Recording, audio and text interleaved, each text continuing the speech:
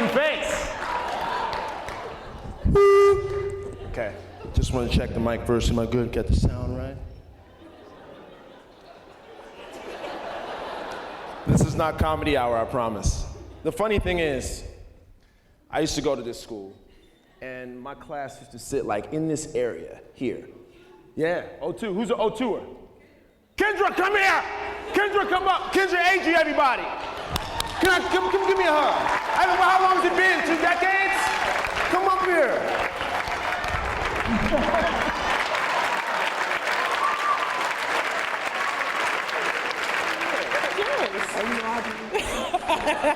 I'll holler at you after. Yes, sir. All right, I'm gonna find you. How about that? Reunion. Okay, so it's just a little surreal. I haven't been in this room since 1999, 2000 maybe.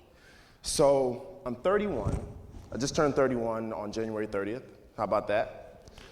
Ooh, thank you. And when I was approached to do this TED Talk, I was immediately like, why? And then it was kind of like put in perspective for me. And I'm not really one to do speeches. I'm really weird, as you can imagine, as though I do the performing and I'm on stage doing this and this is my job. It's different to stand up in front of people like this when there's this light and speak and you know, express yourself in this way. But I told myself, okay, how am I gonna be able to do this? Let me just talk about my life. That's something I know better than anyone else. And I feel like coming from Cleveland, coming from Shaker, you know, such a diverse place, and just looking in the audience from the people I can see, it's still very diverse. But I believe that my upbringing in this town, this school district, is what made me the man I am today. And when I moved away, when I was 20 years old, my mom was extremely sad. Where's my mom at? Yeah, she was crying. Hey, mommy. My first big fan was my mom. And it was really interesting. I remember leaving home, and she's giving me a hug at the airport, and she leans in, she goes, now I can always turn back around and we can go right back home. You can change your mind and everything will be fine. I'm like, no, I'm going, this is happening. And you know, walking to security and then looking back and just seeing her like, oh. And me just being like, oh. However, as soon as I turned back around, I knew I was on a mission, on a very specific quest, you know? It was bigger than just wanting to be a musician or do movies. It was about finally showing the world what Scott could do. I wasn't the best student. I'm gonna be honest with you. Kendra knows this. If Kendra was in my class and she was sitting next to me, I probably would have tried to cheat off of her. But that's not the point. The point is, it's like, when I think about it, you know, I wish I applied myself as much as I applied all the energy into music as I did. As in music, I wish I could apply that same energy into my academics when I was in school. So a lot of people look at me now and they go, oh man, this must be dope to be a rapper, and it is dope, it's awesome. Top notch. But, you know, I can't say that I don't want to sometimes go back and relearn some things. I can't say I don't feel out of certain conversations that my friends have. You know, and these are things that I think about, you know, because being in school is all about being cool and wearing the fresh, I was going to curse, but wearing fresh clothing. And being popular. And when you go out into the real world, you realize that that moment is just a little beep of your life. High school, you know? Now I remember Kendra AG, but everything else I don't remember. No, I'm just joking. But I'm just saying, at that moment in your time in life, you feel like that's all that matters. High school, it's like, oh, this girl doesn't like me, this guy here, and it's all this drama, and you go into the real world and you know it's about just trying to make your mark in the world. And I never got a chance to do that academically. So I had this fire. I had this fire to pursue this musical career. I had no idea how to go about it. I was living with my uncle, who was up in age at the time, 80 years old. He was an older uncle. So when I moved to New York, it's not like he could show me around and show me all the cool spots, you know. He was just kind of like, there's a train, and you get a Metro card, and you go. I was like, okay, we got to rap it. I can do this. This is all right. I was immediately wrong for that, for assuming that it was going to be the same. It is not the same. But I embraced it. I embraced the fear, the danger. I enjoyed the fact that I was going in uncharted territory. It was like a sense of wonder for me. And I can't say I was one of those people that was into like having thrills and getting some type of stimulation from that. But it was nothing like saying like, yo, I'm gonna go out and pursue something and I know I'm gonna do it and nobody's gonna tell me I can't. And everybody that doesn't believe it, I'm gonna prove it to them sooner or later. And that's just what it is. Because at one point I didn't feel like I was smart enough to pass that test. Or I didn't feel like I was smart enough to go to this college. But with music, it was like, nobody's gonna take that from me. You know what I'm saying? Because there was things that I was dealing with as a youth at this school that I didn't talk to people about, that probably kept me from putting my best foot forward with my academics, And the music, it was a platform for me to express myself and also realize that I'm not that crazy, that there's other kids out there that might be depressed or lonely, dealing with suicide, things like this. And it was one of those things that, I just feel really blessed to just have my mom, who's been my supporter forever, who supplied that trip financially first couple of months or whatever, to have the support of my hometown. I can come back in this room and this field of love and energy, and you guys got me really nervous. My palms are sweaty. But it's really just the clock. It's like 11 minutes, 24 seconds, 23 seconds, 22 seconds. It's like, what's gonna happen when that clock's over with? It's like somebody gonna just pull me off stage? Jeez. Really, first thing I did when I went to New York, and most people think it was kind of like this amazing adventure. It wasn't. It was pretty much finding a job. And for the first couple years, I was working everywhere. Whether it was like at this clothing store here, or Abercrombie & Fitch, or American Apparel, or Dean & DeLuca. I always had a job. I was a hustler. And I still apply that same work ethic with the music. You know what I mean? Like, I'm almost in a way where I don't know how to relax because my whole life has been just a grind. You know what I mean? And I think that when people ask me, like, man, how'd you do it? I was just kind of like, I don't know, like I was just focused, because it's hard to put it into words because I can't say that it's just something that a switch I just flipped when I turned 20. Like I was always this guy, I was always just outspoken and creative and artsy. I used to draw when I was a kid. It was before all the musical stuff came along. I was an artist, I used to draw all my stuff. I used to draw all my tattoos, and I said, oh, when I'm gonna get 18, I'm gonna get these tatted. It was about being a cartoonist up until I was like 15. And then I just wanted to be a rapper. And then it was all uphill from there. But,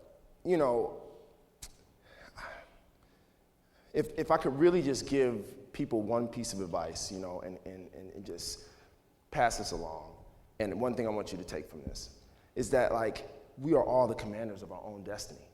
You know what I mean? It's like you see these movies where they say, like that one movie with Lucy, where she has 100% of her brain power and she can do anything she wants. We realize that the average human doesn't use 2-3%, you know what I mean? Some weird small percentage like that.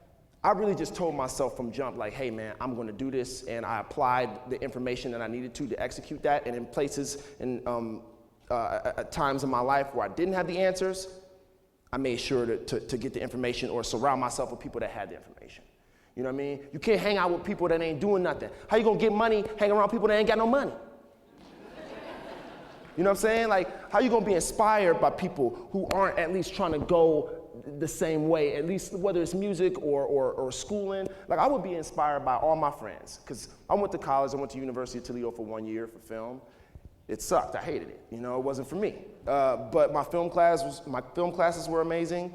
And now that I'm doing acting, producing shows, writing shows, I wish I rode that whole 3 more years out, because I would have information that I needed and I wouldn't have to go through so many hoops to be able to direct or create my own film or TV show. I don't know why I said that. Let me get back on track. Okay. So, Really, you know, people, like I say, come up to me all the time and they're like, man, but you did it, man, you're special, you're different, and I'm not any different. From you, we're all the same. I came from this town, I went to this school. All my buddies, we all had the same opportunities, you know. It's kind of just like having that self-confidence, you know, and it was a lot of areas in my personality where I wasn't as confident, you know. Definitely with the chicks early on. I don't know if Kendra knows this, but. But the music, me doing something where I was like, wow, I made this. Like my first album, when that came out, I was like, whoa, I made this. This is something I like put all my energy into, and it's out and it's released to the world on a professional level. I was so proud of myself. But let's do it again. I didn't have time to be like, yeah, my first album, yeah, people like it. It was like, okay, we did good. It didn't suck. What are we gonna do again? We gotta do another one. Then I did that one. Okay, people like it, let's do a third one. You can't get caught up in just all the other things. You know, I really was like, even still to this day, I have my fun, but it's focus. You know, it's never, you know, even when I do stray, I'm still working. I'm still writing a song, I'm still doing something. I'm persistent, you know, and that's also another part. You know, I believe that some people get lazy. Some people might have that one painting that they started to paint and never finish it, because they get caught up in their head and it's, oh, I can't do this, so maybe I go do this. It's like sticking to something, one goal at a time. You know, that's still big for me. I never put too much on my plate. You know, at first it was like music, and then the acting kind of came into play early on, and it was unexpected, but it was a blessing that I was prepared for. I was like, man, I've been a class clown since forever, let's do this. And I used to do it for free, now I'm getting paid for it, this is great. So, you know, I'm glad you guys like my jokes. I'm not even a comedian. This is just, so, you know, just to kind of fast forward, because there's so much I'm trying to squeeze in 5 minutes, 56 seconds. But, you know, man, there were a lot of haters. There were a lot of doubters. There were a lot of people that were telling me, man, you ain't gonna do that. That's not gonna happen. He'll be back. I remember telling my buddies, I'm moving to New York. All right, you be back. Nah, I'm not coming back. And if I do come back, it's for a concert, you know? And everybody be like, all right, whatever. When I came back, it was for a concert. It was for a concert, and it was the most beautiful homecoming I've ever had. There's no show more important than this show. And I'm not just saying that because it was like in Cleveland, and it's like my hometown. It was the first time I saw my peers, friends I went to school with, being proud of me. I didn't get the moment to walk across stage with everybody. I didn't get the cap and gown, you know what I mean? I didn't get a chance to see these guys because I moved to Solon 11th grade. So like even seeing Kendra is wild because I haven't seen anybody in so long. But that's the beautiful moment. Still to this day, I do shows and I see a classmate in the crowd and I forget my raps. I'm like, oh, what happened? You got any kids? I'm sorry, I got it. And you know, it's wild, you know? And I didn't get that at school. I didn't play on the football team. I tried, but I was terrible. I didn't play on the basketball team. I tried, but I was terrible. I didn't wrestle. I did try. But I tried outside of the Shaker Heights High School in another district in Cleveland Heights where none of my peers could see me and me be embarrassed. It was kind of just like, okay, I'll try this in 7th grade and be terrible, and then nobody in Shaker will know about it because it's in Cleveland Heights. Just tuck it over there. But my point is also, like, music was my plan G. You know, it wasn't like I didn't try everything else. Like, I tried everything else. I tried everything that I thought, you know, was a traditional thing a young boy should do. Sports, you know, and even going to college was me just trying to fulfill a destiny, what I thought was my own destiny. But then also I wanted to make my mom happy, you know? And sometimes, guys, we got to do that.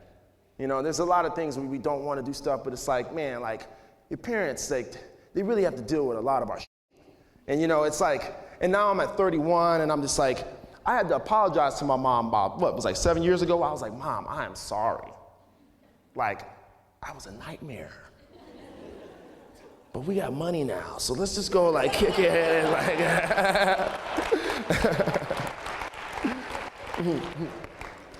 and we're okay. We're good now. And it's funny too, because I took my mom to get her first tattoo ever. I forced her to get the tattoo.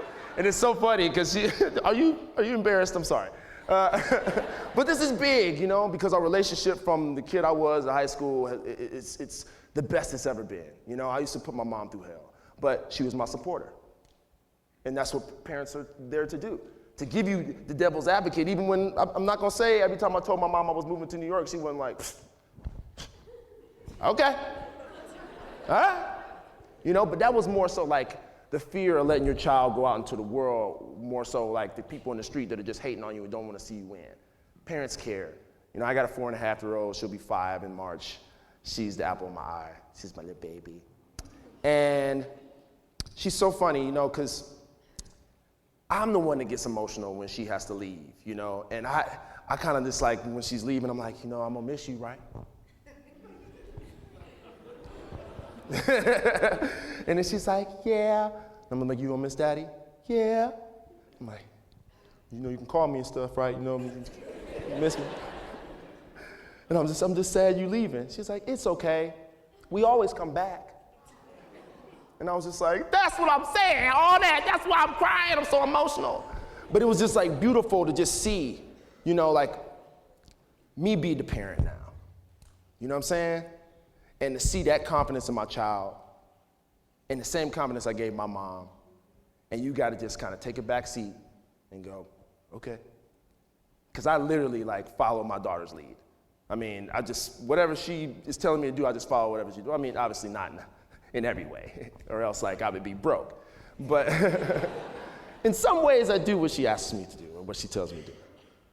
But that's the beauty of life, y'all. You know what I'm saying? I used to come in this room, I used to sit right in that section. Sometimes I'd pay attention, sometimes I wouldn't. Most of the time I'd be checking out chicks. Some chick I probably would never talk to because I never had the confidence. Maybe what was the day that we would send carnations, Kendra? Valentine's Day.